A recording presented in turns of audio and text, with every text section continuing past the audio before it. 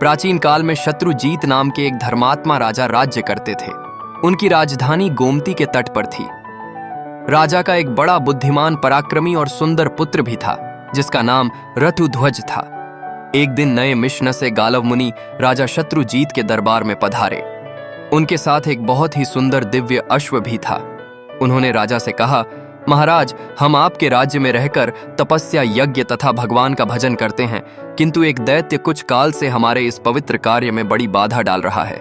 यद्यपि हम उसे अपनी क्रोध अग्नि से भस्म कर सकते हैं, तथापि ऐसा करना नहीं चाहते, क्योंकि प्रजा की रक्षा करना और दुष्टों को दंड देना यह राजा का कार्य है। पर फिर भी एक दिन उसके उपद्रव से पीड़ित होकर हमने उसे रोकने का विचार बना लिया था। उसी समय यह दिव्य अश्व आकाश से नीचे उतरा और आकाशवाणी हुई, मुने यह अश्व बिना किसी रुकावट के समस्त पृथ्वी की परिक्रमा कर सकता है। आकाश, पाताल, पर्वत, समुद्र सब जगह आसान से जा सकता है। इसलिए इसका नाम कुवलयमाला होकर उस दैत्य का वध करेंगे जो सदा आपको कष्ट दिया करता है। इस अश्वरत्न को पाकर इसी के नाम से ही राजकुमार की प्रसिद्धि होगी और वे कोवल्या शव कहलाएंगे। इस आकाशवाणी को सुनकर हम आपके पास आए हैं। हे राजन, आप राजकुमार, रथुध्वज को राक्षस नाश और धर्म की रक्षा के लिए मेरे साथ आने की आज्ञा दीजिए। गाला मुनि के यूं कहने पर राजा शत्रुजीत ने बड़ी प्रसन्नता के साथ एक सैन्य टुकड़ी देकर राजकुमार रथुध्वज को मुनियों की रक्षा के लिए भेज दिया।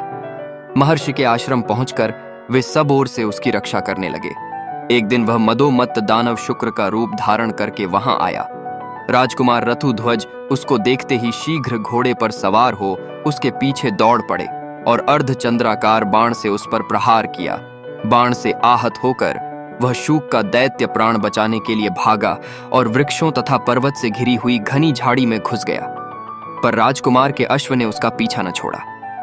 दैत्य भागता हुआ सहस्र योजन दूर निकल गया और एक स्थान पर बिल के आकार में दिखाई देने वाली अंधेरी गुफा में कूद पड़ा। अश्वामी राजकुमार भी उसके पीछे उसी गड्ढे में कूद पड़े। राजकुमार रथुध्वज जब अंदर गया तो उसे वहां शुक्राचार्य प्रकाश से परिपूर्ण पाताल लोक का दर्शन हुआ। दरअसल दैत्य शुक्र का जिसमें गया था वह कोई गुफा नहीं बल्कि पाताल लोक का द्वार था। राजकुमार ने देखा, सामने ही इंद्रपुरी के समान एक सुंदर नगर था जिसमें सैकड़ों सोने के महल शोभा पा रहे थे। रथुध्वज ने भी उत्सुकतावश उसमें प्रवेश किया, किंतु वहां उन्हें कोई मनुष्य नहीं दिखाई दिया। जिज्ञासावश वे नगर में घूमने लगे। घूमते घूमते अचानक उन्हें एक स्त्री नजर आई जो बड़ी जल्दबाजी में कहीं चली जा रही थी।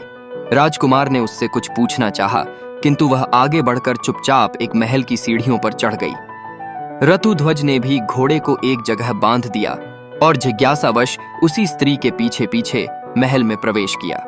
भीतर जाकर देखा तो सोने के बने हुए एक विशाल पलंग पर एक अति सुंदर कन्या बैठी है जो अपने सौंदर्य से रति को भी लज्जा रही है। दोनों ने एक दूसरे को देखा और दोनों का मन परस्पर आकर्षित हो गया। राजकुमार को देखते देखते अचानक कन्या मूर्छित हो गई।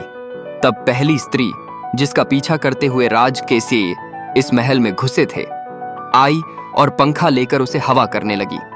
जब वह कुछ होश में आई तो राजकुमार ने उसकी मूर्छा का कारण पूछा, पर लज्जावश वह कुछ भी ना बोली और सखी के कान में कुछ फुसफुसाई। राजकुमार की तरफ देखते हुए उसकी सखी ने बोलना प्रारंभ किया, प्रभु, देवलोक में गंधर्व राज विश्वावसु सर्वत्र विख्यात हैं। यह सुंदरी उन्हीं की कन्या मदालसा है। एक दिन जब यह अपने पिता के बाग में घूम रही थी, तभी पाताल केतु नामक दानव ने अपनी माया फैलाकर इसे रख लिया और इसे यहाँ पाताल में ले आया। पाताल केतु का निवास स्थान यहाँ से थोड़ी ही दूर है। पाताल केतु ने कहा है, मदालसा अगर राजी हो, उसकी बात मानती है तो ठीक, वरना आगामी त्रयोदशी को वह इसके साथ जबरदस्ती विवाह करेगा। पर मेरी सखी उस राक्षस के साथ विवाह करने से पहले मरना पसंद करेगी। कुछ दिन पहले ही की बात है, जब मदालसा ने आत्महत्या का प्रयत्न किया था, उसी समय कामधेनु ने प्रकट होकर कहा, बेटी, वह नीच दानव तुम्हें नहीं पा सकता। मृत्युलोक यानी पृथ्वी लोक में जाने पर उसे जो अपने बाणों से बींद डालेगा वही तुम्हारा पति होगा। इतना कह वह अंतर्ध्यान हो गई। फिर अपना परिचय देते हुए उस स्त्री ने कहा, मेरा नाम कुंडला है। मैं मदालसा की सखी बंधवानों पुष्कर माली की पत्नी हूं। मेरे पति देवासुर संग्राम में शुंभ के हाथों मारे गए। तब से मैं तपस्या का जीवन व्यतीत कर रही हूं। सखी के स्नेहवश यहां इसे धीरज बंधान आ गई। सुना है मृत्युलोक के किसी वीर ने पाताल केतु को अपने बाणों का निशाना बनाया है। मैं उसी का पता लगाने गई थी। बात सही निकली, पर आपको देखकर मेरी सखी के हृदय में प्रेम का संचार हो गया है। किंतु माता सुरभि के कथन अनुसार इसका विवाह उस वीर के साथ होगा जिसने पाताल केतु को घायल किया है। यही सोचकर दुख के मारे यह मूर्छित हो गई थी। जिससे प्रेम हो उसी के साथ विवाह होने पर जीवन सुखमय बीतता है। इसका प्रेम तो आपसे हुआ और विवाह दूसरे से होगा। यही इसकी चिंता का कारण है। अब आप अपना परिचय दीजिए, कौन हैं और कहां से आए हैं? कुमार ने अपना यथावत परिचय दिया तथा उस दानव को बाण मारने और पाताल में पहुंचने की सारी कथा विस्तार पूर्वक कह सुनाई। सब बातें सुनकर मदालसा की प्रसन्नता का कोई ठिकाना नहीं रहा। जिस पुरुष को वह अपना दिल दे बैठी थी उसी से उसकी शादी होगी। यह बात उसके लिए आश्चर्य के साथ साथ बहुत खुशी देने वाली भी थी। उसने लज्जित होकर सखी की ओर देखा किंतु कुछ बोल न सकी। कुंडला ने उसका मनोभाव जानकर कहा, वीरवर, आपकी बात सत्य है।